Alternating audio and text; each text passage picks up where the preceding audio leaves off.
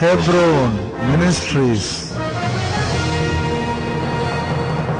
போன வாரங்களில் நம்ம பார்த்தோம், என்ன பார்த்தோம்னா தேவனுடைய சமூகம் அப்படின்னா அந்த ப்ரெசன்ஸ் இல்லையா. தேவனுடைய சமூகத்தில் ஆண்டவர் கேட்குறான், ஆண்டவர்கிட்ட, ஆண்டவரே உடைய சமூகத்தில் எனக்கு தாங்க ஆண்டவரே, அப்படி உன் சமூகம் எனக்கு முன்பாக செல்ல வேண்டாம், என்னை இவ்விடத்திலிருந்து கொண்டு போகாதிரும். பிரசன்னத்தை நாடுகிறான். சபை என்ன வேண்டும்? பிரசன்னத்தை நாட வேண்டும். சொல்ல, சபை பிரசன்னத்தை நாட வேண்டும். அதனால தான் நம்ம சபையில் என்ன பண்ணுறோம், ஆண்டவர் சமூகத்தில் கரெக்டாக அந்த ஆராதனை வேலை மிக மிக முக்கியமானது. ஆராதனை வேலை மிஸ் பண்ணவே கூடாது. ஆண்டவர் வேலைக்கு வரும்பொழுது தேவன் உங்களோடு கூட பேசுவார், உங்களுக்கு இரக்கம் காண்பிப்பார். அல்லேலூயா. சில அந்த காரியங்கள் அப்புறம் இன்றைக்கு பார்க்க போகிற போனதோட சொல்லப்பார், மேகம் என்ன பண்ணுச்சு, அவங்கள தொட்டுவது ஒரு உணர்வு. அப்போ உணர்வு, அப்போ பிரசன்னா என்ன, தேவனுடைய உணர்ச்சிகளை வெளிப்படுத்த, உங்கள் உணர்ச்சிகளை தேவனுக்கு வெளிப்படுத்த வேண்டும். ஆக போன காரியங்களை பார்த்தோம். இரண்டாவது காரியத்தை நம்ம பார்க்க போகிறோம், எப்படி கர்த்தர் தன்னுடைய இரக்கத்தை காண்பிக்கிறார். ஹல்லேலூயா. அப்போ தேவ பிரசன்னத்துக்கு வந்தால் என்ன கிடைக்கும்? பொட்டலம் கிடைக்குமா? பொட்டலம் கிடைக்காது, புடவை கிடைக்காது. என்ன கிடைக்கும்? தேவனுடைய பிரசன்னம். தேவனுடைய பிரசன்னத்துக்கு வந்தால் கர்த்தர் உங்களுக்கு இரக்கத்தை காண்பிப்பார். இரக்கத்தை காமிச்சாவே நீங்கள் எல்லாவற்றையும் பெற்றுக்கொள்ள முடியும். சொல்லுங்கள் பக்கத்தில், இரக்கத்தை காமிச்சா கர்த்தர் நமக்கு எல்லாவற்றையும் கொடுப்பார். ஹல்லேலூயா. அப்போது 34ஆம் வசனம் 6வது வசனம் பாருங்க. 6வது, அவனுக்கு முன்பாக கடந்து போகிற போது, கர்த்தர் அவனுக்கு முன்பாக கடந்து போகிற போது அவர் கர்த்தர் இரக்கமும் கிருபையும், கர்த்தர் மெர்சிஃபுல் கிரேஷி, இரக்கமும் கிருபையும் உள்ளவர், நீடிய சாந்தம் உள்ளவர், மகாதயையும் சத்தியமும் உள்ள தேவன். ஹல்லேலூயா. இப்போ இவனுக்கு ஒரே ஆசை. உங்களுக்கு அந்த ஆசை இருக்குதா? ஆண்டவரை இயேசுவை பார்க்கணும், முகமுகமாக தரிசிக்கணும். ஆண்டவர்கிட்ட கேட்டிருக்கீங்களா? சர்ச்சுக்கு வர்றதே பெரிய பாடு. ஆண்டவரை எது அதெல்லாம் அவரெல்லாம் போய் பார்த்துக்கிட்டு அப்படின்னு சொல்லி நினைப்போம். ஆனால் இவனுக்கு கூட ஆசை, நம்ம மனுஷனாக இருந்தாலும் கடவுளை பார்க்கணுன்னு ஒரு ஆசை நமக்கு இருக்கும். நம்ம எல்லாம் சொல்கிறாங்க, இயேசு உண்மையான கடவுள், இயேசு வெளிப்படாத சொல்கிறாரு. ஆனால் அந்த கடவுள் ஆண்டவரை நான் பார்க்கணுன்னு நீங்கள் இருந்தீங்கன்னா, அப்போது ஆண்டவர்கிட்ட கேளுங்க, ஆண்டவரே உம்மை பார்க்கணும் ஆசையாக இருக்குது அப்படின்னா. ஆண்டவர் ஒரு நாள் இருக்கிறீங்க, ஆண்டவர் உங்க பார்க்க முடியல, என்ன பண்ணணும்? 2வது நாள் இருக்கணும், பார்க்க முடியல. 3வது நாள் இருக்கணும், பார்க்க முடியல. 5வது நாள் இருக்கணும். இப்படி தான் நான் ஆண்டவரை பார்க்கணும்னு நினச்சேன். 1975 75 ரட்சிக்கப்பட்ட 85 ஆண்டவர்கிட்ட கேட்ட, ஆண்டவர் உம்மை பார்க்கணும் ஆண்டவர். அப்போ 3 நாள் உபவாசம் இருந்தேன், ராத்திரி பகல் வெறும் தண்ணியை குடிச்சிட்டு பார்க்கணும். கடைசியில் பார்த்துட்டேன். அது ஹல்லேலூயா. எப்படி பார்த்தாருன்னா சொல்லியிருக்கிறார். அதுபோல் நீங்கள் ஆண்டவர்கிட்ட கேட்டிங்கன்னா ஆண்டவர் தன்னை காண்பிப்பார். அப்போ ஆச்சரியமாக இருக்கும், என்னடா இது கடவுள் அப்படியே தரிசனம் கலர் பிக்சர் ஓடுற மாதிரி அப்படியே தத்ரூபமாக இருக்கும். அவர் உனக்கு தெரியும், இவர் தான் கடவுள்னு தெரியும். அந்த அளவுக்கு அருமையாக உங்களுக்கு காட்சி கொடுப்பார். சரியா? இங்கே பார்க்கும் பொழுது இவன் கேட்குறான், ஆண்டவரே உம்மை என்னை காண்பித்தரலும் அப்படின்னு, உன்னை பார்க்கணும் ஆண்டவரே அப்படின்னு கேட்குறான். அப்போ கேட்கும் பொழுது ஆண்டவரே சொல்கிறாரு, என்னை பார்த்தா நீ செத்து போயிடுவான்றார். இப்படி சொன்னால் என்ன எப்படி இருக்கும்? ஏன் செத்து போயிடுவான்றாருன்னா, அவர் அளவுக்கு இவன் பரிசுத்தம் அடையவில்லை. அவர் அளவுக்கு என்ன தகுதி வேண்டும். ஹல்லேலூயா. ஒரு பெரிய ராஜாவை பார்க்கணும், உங்களுக்கு தகுதி இருக்கணும்ல. தகுதி இருந்தால் தான் நீங்கள் டக்குன்னு போய் சிஎம் பார்த்துட முடியுமா? அதே இருக்கிறாங்க இந்த மினிஸ்டர்ஸ், டக்குன்னு டப்புன்னு உள்ள போவாங்க பாருங்கள். அந்த கெப்பாசிட்டி உள்ளவங்க. அது போல் தகுதி இல்லை. அப்போ இவன் ஆண்டவர்கிட்ட கேட்குற, ஆண்டவரே நான் பார்க்கணும் அப்படின்னு சொல்லும்போது, சரி பரவாயில்ல ஆசைப்பட்ட நீ பாரு. என்ன செய்வோம், நான் நீ ஒரு கண்மலையில் நில்லு இல்லையா, அந்த கண்மலை வெடிப்பில் நில்லு. நீ என் முகத்தை பார்க்க மாட்டேன், நான் கடந்து போகும் பொழுது என்னை நீ பார்ப்பாய் அப்படின்னு சொல்லிடுறாரு. பார்த்து பின்புறத்தை பார்ப்பாய் அப்படின்னு சொல்கிறாரு. அப்போது இவனை சொல்கிறான், ஓகே ஆண்டவரேன்னு சொல்லிட்டு போயிட்டு அங்கே ஆண்டவருடைய சமூகத்தில் நிற்கிறான். அப்போது ஆண்டவர் அவனை கடந்து போகிறார். கடந்து போகும் பொழுது அங்கே அவர்தான் காமிக்கிறதுக்கு என்ன சொல்கிறாரு பாருங்க. அவனுக்கு முன்பாய் கடந்து போகும் பொழுது அவர் கர்த்தர் இஸ் த லார்ட் சொல்கிறாங்க. பார்த்தீங்க, இவர் கர்த்தர்ன்ற ஒரு சத்தம் எழும்புது. அங்கே யாருமே கிடையாது. இவன் தனியாக ஒரு கண்மலையில் இருக்கிறான், யாரும் கிடையாது. அங்கே ஒரு சவுண்டு வருது பயங்கரமாக. எங்கே சுற்றி பார்க்குறான், ஒருத்தமும் இல்லை. கர்த்தர் நீ பார்க்கணும்னு சொன்னீங்க, அவர் தான்டா கடவுள். கடவுள் பார், கர்த்தர்ன்னு 2 முறை சொல்கிறாங்க. போட்டு இரக்கமும் கிருபையும் நீடிய சாந்தமும் மகாதயவும் சத்தியம் உள்ள தேவன் அப்படின்னு சொல்லி அவரை பற்றி சொல்கிறது. அப்போது ஆண்டவர் தேவன் இவனுக்கு என்ன நினச்சிருந்தான், இவன் என்ன நினச்சிருந்தான், கடவுள்னா பயங்கரமாக தண்டிச்சிருவார். ஏன்னா இவன் முட்செடியில் முதல்ல பார்க்குறான். அதை பார்க்கறதுலேருந்து ஒரு பெரிய பயம், கையில் இருக்க குச்சை கீழே போய் டக்குனு குச்சி பாம்பா மாறி போகுது. பிறகு அவனை வந்து ஈஜிப்துக்கு கொண்டு போகிறார், எகிப்துக்கு கொண்டு போகிறார். அங்கே பார்க்கும்பொழுது என்னென்ன, அது எல்லா பாம்புகளையும் முழுங்கி போடுது. பிறகு 10 வாதைகள் வருகிறது. எல்லாம் பார்த்து பயங்கரமான செங்கடல் ரெண்டாக பழகுது. இவ்வளோ பெரிய கடவுளை அவன் பார்த்துட்றான். அதனால் அவன் மைண்டு ஃபுல்லாக நம்ம சின்ன தப்பு செஞ்சால் கூட இவர் நம்மளை தண்டிச்சிருவார் என்ற ஒரு பெரிய பயம் அவனுக்கு இருக்கு. நமக்கு இருக்கா? சுத்தமாக கிடையாது. சரி, அப்போது இவன் என்ன பண்ணுறான், அதனால அந்த பயத்தில் அவன் என்ன பார்க்குறான், என்ன பண்ணுறான். அப்போது இவன் நீ நினைக்கிற மாதிரி நான் இல்லை மோசே அப்படின்னு சொல்கிறாரு. நான் கர்த்தர். எப்படிப்பட்டவர்? நான் வந்து இரக்கம் உள்ளவர், கிருபை உள்ளவர், சாந்தம் உள்ளவர், நீடிய சாந்தம் உள்ளவர், தயை உள்ளவர், அது மாத்திரமல்ல சத்தியம் உள்ளவர், உண்மை உள்ளவர். உண்மையே தான் செய்வேன், இப்போ போய் பேச முடியாது. இப்படி நீ உன்னை மாற்றிக்கொள்ள. நீ எப்படி இருக்கணும், நீயும் எப்படி இருக்கணும், இரக்கமும் கிருபையும் நீடிய சாந்தம் மகாதயும் சத்தியம் உள்ள மாறினா என்னை பார்க்கலாம். ஹல்லேலூயா, ஹல்லேலூயா. ஆண்டவர்கிட்ட போய் இயேசுகிட்ட கேட்குறாங்க. என்ன கேட்குறாங்க? பிலிப்பு கேட்குறான். என்ன கேட்குறான்? ஆண்டவரே, இயேசுவே உம்மை காண்பித்தருளும், என்ன காண்பித்தருளும் கேட்குறான். அவர் என்ன இயேசு என்ன சொல்கிறாரு? என்னை கண்டவன் பிதாவை கண்டான். அதில் என்னை பார்க்கணும்னு சொல்கிறேன். என்ன தான் பார்த்துட்டு இருக்கிறிய? என்னை கண்டவன் பிதாவை கண்டான். அப்போது நான் செய்கிற கிரியைகளை நீ பாரு. இவ்வளோ அற்புதம், காற்றையா அதட்டுறேன், கடலை அதட்டுறேன், அது அப்படியே கீழ்ப்படியுது. 2 மீன் 5 அப்படி 5000 பேரை போஷிக்கிற எவ்வளோ பெரிய மிரக்கல் பண்ணுறேன். இன்னும் கூட நம்பலையா? ஒரு மனுஷன் செய்ய முடியுமா? அது ஒன்றால் செய்ய முடியுமா?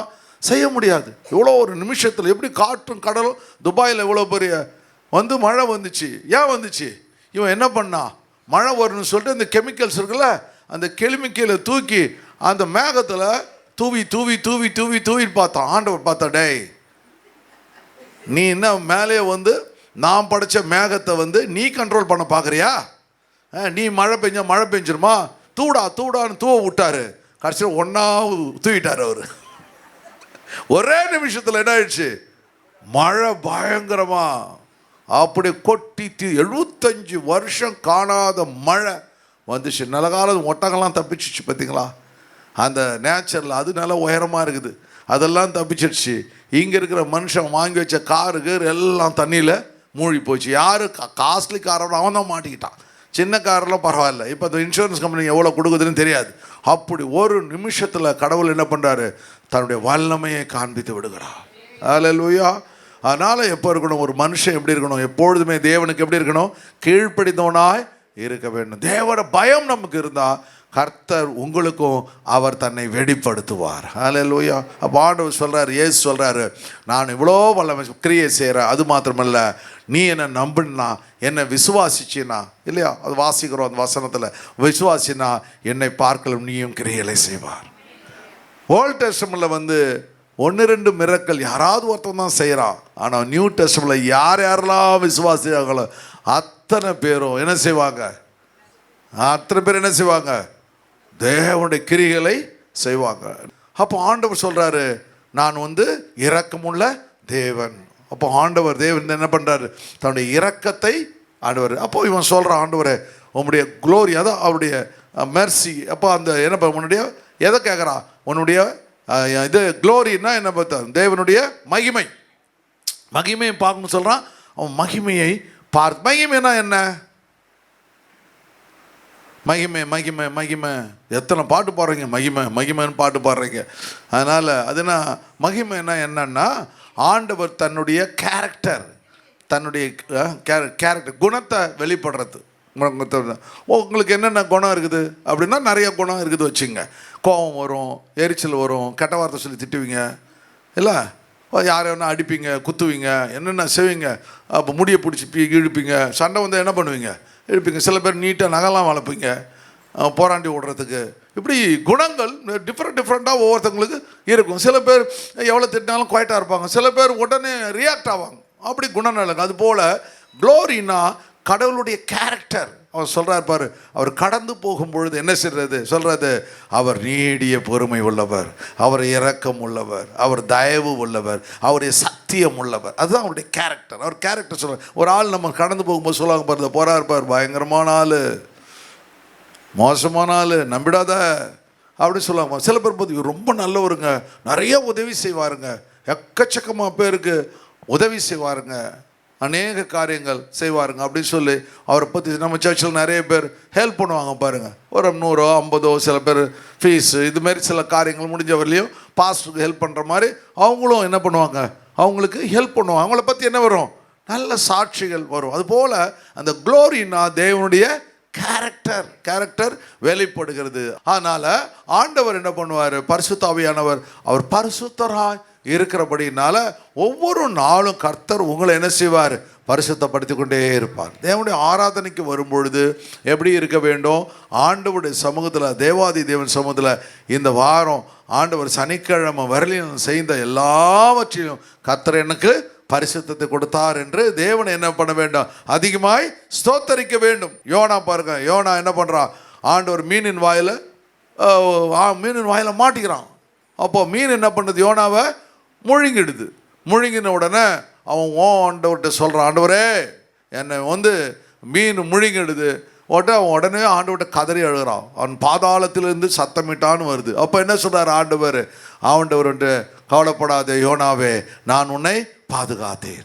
ஒரு நிமிஷத்தில் அந்த மீன் வயிற்றில் இருந்து கர்த்தர் என்ன பண்ணுறாரு, 3 நாட்கள் இருந்த மீனாவை உயிரோடு கூட பாதுகாத்து விடுகிறார். அதான் இறக்கம் தேவனுடைய சமுதிரம். அதே மாதிரி நினிவே பட்டணத்தை அழிக்கணும்னு நினைக்கிறாரு நிறைய பேர். இவன் சொல்கிறான், ஆண்டவரோட ரொம்ப போராடுறான், ஆண்டவரே நான் இந்த நினிவே பட்டணத்து மக்கள் வணங்கா கழுத்துள்ள ஜனங்க, அவங்களுக்காக நான் ஜெபம் பண்ணி இந்த பட்டணத்தை காமந்து பண்ணிட்டீரே அப்படி சொல்கிறான். ஆண்டவர் சொல்கிறாரு, ஆண்டவர் யோனாவை பார்த்து, யோனாவே உன்னை நான் காமந்து பண்ணேன், அதே போல் இந்த மக்கள் என் இடத்துல என் சமூகத்தில் கதறி அழுதபடினால நான் அவர்களுக்கு இரக்கம் காண்பித்தேன். அல்லேலூயா. இப்போ நினிவே பட்டண மக்கள் அத்தனை பேரும் ஆண்டவருடைய சமூகத்தில் கதறி அழும்போது அத்தனை பேருக்கு என்ன ஆண்டவர் செய்கிறாரு, இரக்கம் செய்ய. சொல்லுங்கள், என் தேவன் இரக்கம் உள்ள தேவன். சொல்லுங்கள், என் தேவன் கிருபை உள்ள தேவன், என் தேவன் நீடிய பொறுமை உள்ள தேவன், என் தேவன் எப்படிப்பட்ட தேவன், சத்தியம் உள்ள தேவன். அல்லேலூயா. 3வது காரியத்துக்கு போகிறோம். 3வது காரியம், காட்ஸ் ஜெனரேஷன். அல்லேலூயா, அல்லேலூயா. சொல்லுங்கள், அல்லேலூயா, அல்லேலூயா. அப்போ என்ன நடக்குது அப்படின்னு பார்த்தா, ஆண்டவருடைய சமூகத்தை இந்த அருமையான மோசே தேடுகிறான். ஆண்டவருடைய சமூகத்தை மோசே என்ன பண்ணுறான், தேடுகிறான். தேடும்போது அவரை ஆண்டவர் அவருடைய கேரக்டரை வெளிப்படுத்துகிறாரு. பார்க்குறான், தேவன் அவர் மேகத்தில் இறங்கி வர்றார் முன்னாடி. 2வது என்ன செய்கிறாரு, அவன் என்ன பண்ணுறான், அவனுடைய க்ளோரி, அவருடைய மகிமையை தேடுகிறான். அவர் எப்படிப்பட்டவர் விரும்ப கேரக்டரை சொல்கிறார், நான் நீடிய பொறுமை சாந்தம் உள்ளவர். அப்போ 2வது காரியத்தை, அந்த மகிமையை அவன் பார்க்குறான். 3வது காரியம், அந்த மகிமையை பார்த்த அவருக்கு கர்த்தர் தன்னுடைய தலைமுறையிலே சேர்த்து கொள்கிறார். அல்லேலூயா. அப்போ நீங்கள் காரியத்தில் நீங்கள் தேவனுடைய சமூகத்துக்கு முதல்ல வந்தீங்கன்னா, அவருடைய மகிமையை நீங்கள் பார்த்தீங்கன்னா, உங்களை ஆண்டவர் என்ன செய்வார், அவருடைய தலைமுறை. அல்லேலூயா. ஒவ்வொரு தலைவர் இருக்க, ஒவ்வொரு அலெக்சாண்டர் தலைமுறை, ஒவ்வொருத்தருக்கும் ஒரு தலைமுறை கொடுத்துருக்காரு ஆண்டவர். அதுபோல் தேவனுக்கு ஒரு தலைமுறை. அல்லேலூயா. அந்த தலைமுறை ஜெனரேஷன் சொல்லுவாங்க, அந்த ஜெனரேஷன் இல்லையா, அந்த ஜெனரேஷனில் கர்த்தர் என்ன பண்ணுறாரு, உங்களையும் என்னையும் சேர்த்து கொள்கிறார். அல்லேலூயா. சார், இந்த தலைமுறை எத்தனை வருஷம், ஒரு ஆளுக்கு என்ன பண்ண தலைமுறை எத்தனை வருஷம், ஒரு ஜெனரேஷன் எத்தனை வருஷம், 100 வருஷம் ஒரு தலைமுறை இல்லையா. இப்போ எத்தனாவது தலைமுறை, ஆண்டவர் இயேசு மரித்து 1000 ஆண்டவர் 100 தலைமுறை மாறிப்போச்சு இல்லையா. 1000 வருஷம், ஆனால் 100 தலைமுறை, 100 × 10 1000, 2000, 2000, 20 தலைமுறை போய் 20வது தலைமுறை. அப்போ தலைமுறை இப்போது அப்போ 100 வருஷங்கள். அப்போ 20, அப்போ இயேசு அவர் சொல்கிறாரு 1000 வருஷம். வாசிங்க இந்த வசனத்தை. 34 தலைமுறைகளுக்கு இரக்கத்தை காக்கிறவர். 1000 தலைமுறை. அந்த இரக்கத்தை யாரு பெற்றுக்கொண்டானோ அந்த பெற்றுக்கொண்டவனுக்கு 1000 தலைமுறை இரக்கத்தை காக்கிறவர். 4000 years கிங்டம், மில்லினியம் அப்படி சொல்கிறாங்க பாரு, 1000 years.